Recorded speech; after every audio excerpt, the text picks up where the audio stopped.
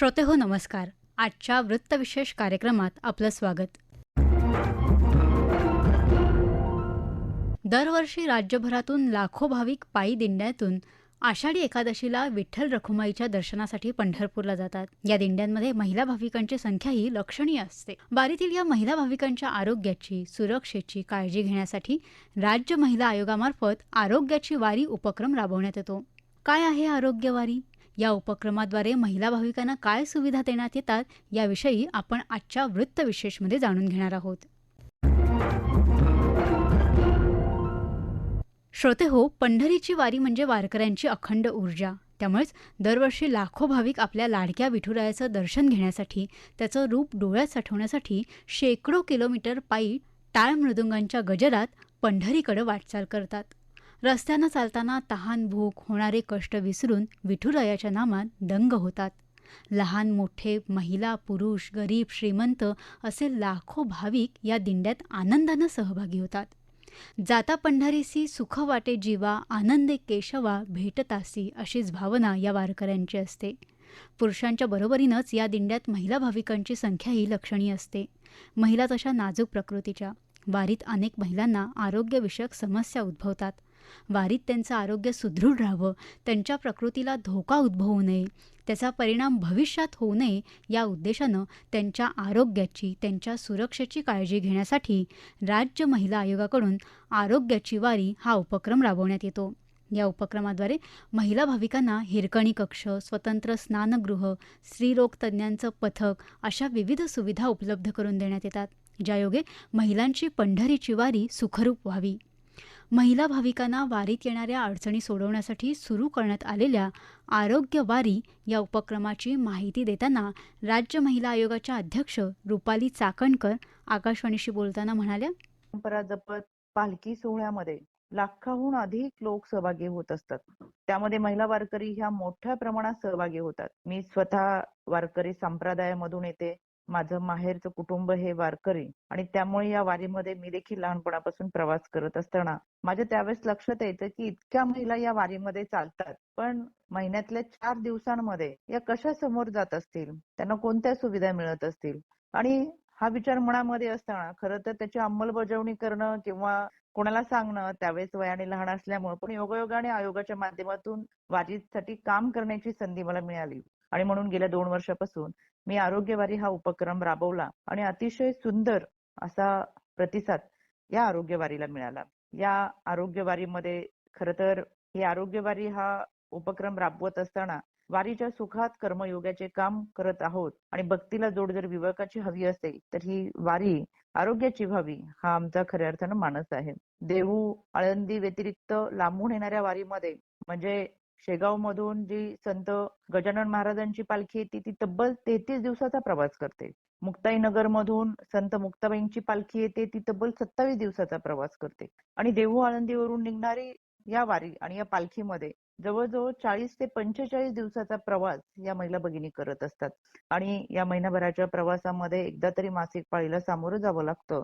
पण या मासिक पाळीच्या दरम्यान मध्ये त्यांच्यासाठी कोणत्याच सुविधा उपलब्ध होत नसल्यामुळे प्रचंड मोठ्या प्रमाणात होणारी त्यांची तारांबळ आणि आरोग्याचे निर्माण होणारे प्रश्न यासाठी राज्य महिला आयोगाने गेले 2 वर्षापासून काम सुरू केलं आणि अतिशय समाधानकारक असं काम या 2 वर्षामध्ये झालं. यामध्ये आम्ही महिलांना सहजासहजी उपलब्ध होणारं सॅनिटरी नॅपकिन दर 1.5 ते 2 किलोमीटरच्या अंतरावरती आरोग्य सुविधा कक्ष उभारला जातो. या कक्षामध्ये sanitary napkin vending burning machine, त्याचबरोबर स्तनदा मातांसाठी हिरकणी कक्ष, चेंजिंग रूम, त्या प्राथमिक आरोग्य सुविधा, आरोग्य सेविका यांच्यासह उपलब्ध करून देतो आणि अतिशय चांगल्या पद्धतीचा प्रतिसाद या वारीच्या निमित्तानं महिलांसाठी आरोग्याच्या दृष्टिकोनातून मिळत आहे.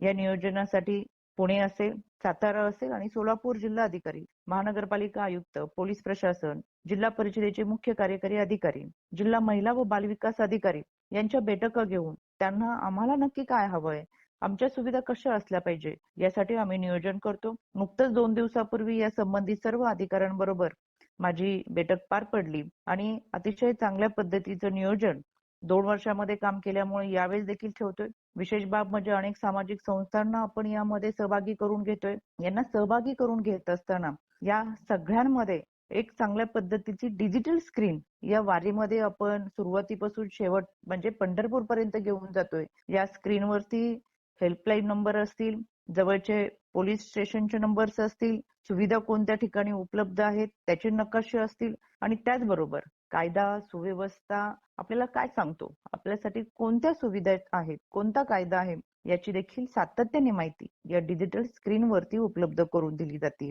या सगळ्यामध्ये ज्यावेळेस महिला मोठ्या प्रमाणात प्रवास करतात त्यावेळेस प्रत्येकासाठीच दुसऱ्या दिवशीच्या स्वच्छतेसाठी चांगल्या सुविधा उपलब्ध होऊ शकत नाही, कारण की महिलांची संख्या ही लाखोंच्या संख्येने. म्हणून राज्य महिला आयोगाच्या वतीनं मोबाईल टॉयलेट्स, त्याचबरोबर दर 1.5 ते 2 किलोमीटर अंतरावरती शौचालय बरोबरच नाणीघर असतील, ही विशेष सुविधा मी सुरू केली आहे. या नाणीघरचा अतिशय चांगल्या पद्धतीचा उपयोग महिलांना होतोय. या सगळ्या सुविधांबरोबर फिजिओथेरपी देखील आम्ही उपलब्ध करून दिलेल्या आहेत, जेणेकरून महिलांना आरोग्यासाठी कोणती मदत लागली तर या सगळ्या मदती एकाच कक्षामध्ये त्यांना देता येतील. आणि गेले 2 वर्ष मी स्वतः कसबा पेठेमध्ये या कार्यक्रमाचं उद्घाटन करते, कारण की शेवटी अवेअरनेस फार महत्वाचा असतो आणि हा अवेअरनेस महाराष्ट्रातल्या वारकऱ्यांपर्यंत पोहोचवणं फार महत्वाचं आहे असं मला वाटतं. म्हणून 2 वर्षापासून सुरू केलेल्या या वारी संकल्पनेला अतिशय सुंदर असा प्रतिसाद महिला वारकऱ्यांनी दिलेला आहे आणि त्यांचा हा आनंद चेहऱ्यावरून देखील जाणवतो.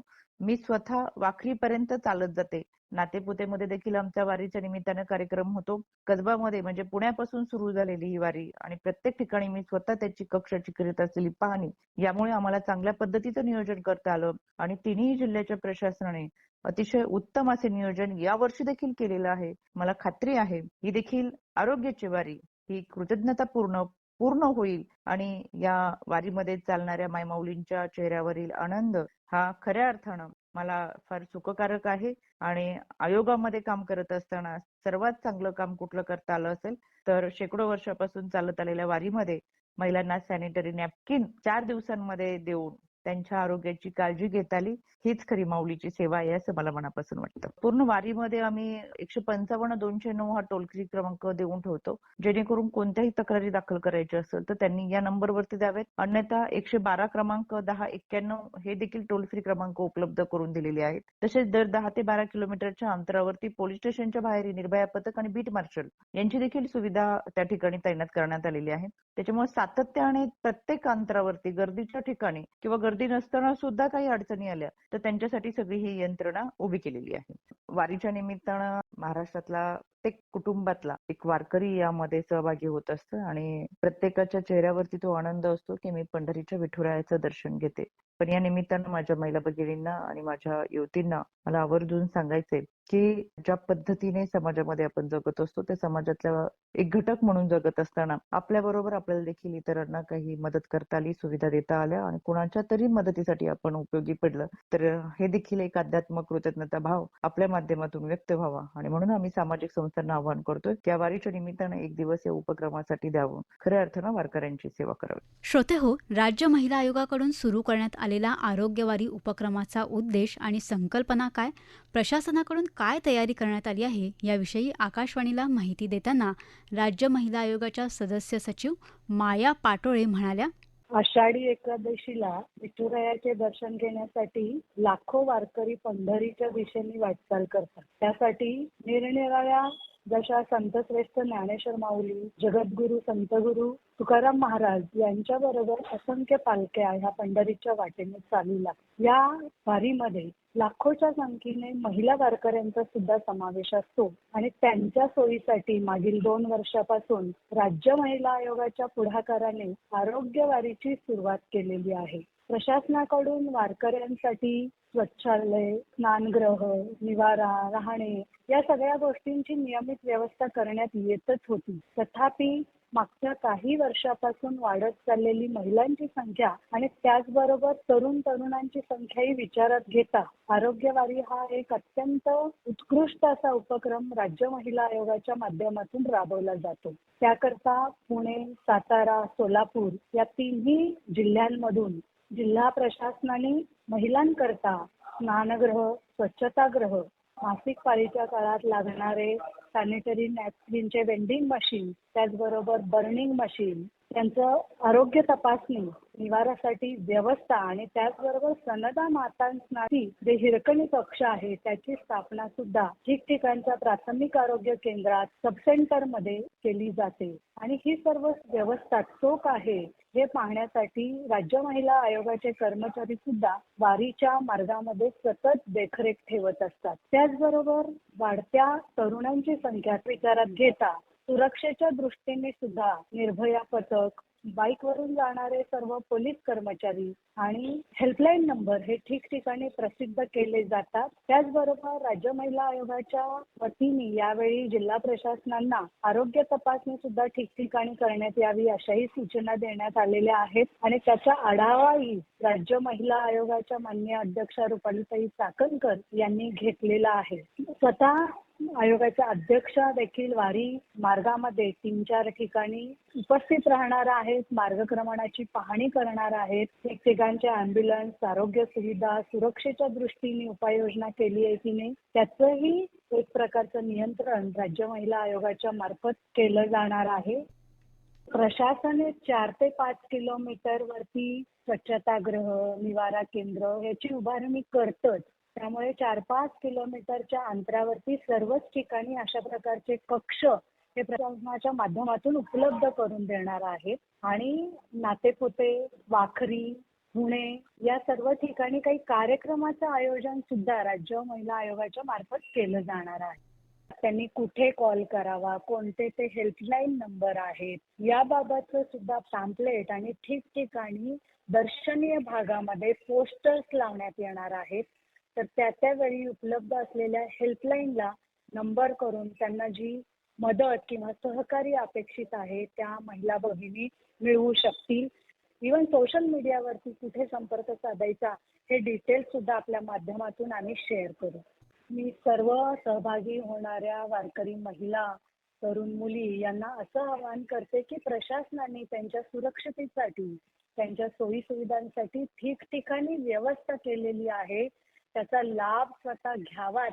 त्याचबरोबर आपल्या सोबत चालत असणाऱ्या त्यांच्या ग्रुपमध्ये माहिती असलेल्या सर्वच महिला भगिनींपर्यंत या सुविधाबद्दलची माहिती जास्तीत जास्त पोहोचवण्यात यावी.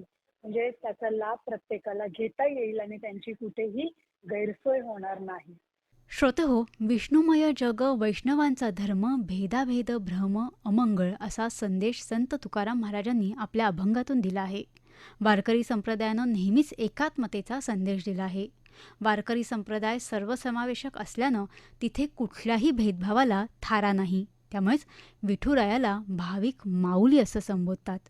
वारीत सहभागी होणाऱ्या माता भगिनींच्या आरोग्याची, त्यांच्या सुरक्षेची काळजी घेणारा आरोग्य उपक्रम त्यामुळेच वारकरी संप्रदायाचा वारसा जपणारा ठरतो आहे.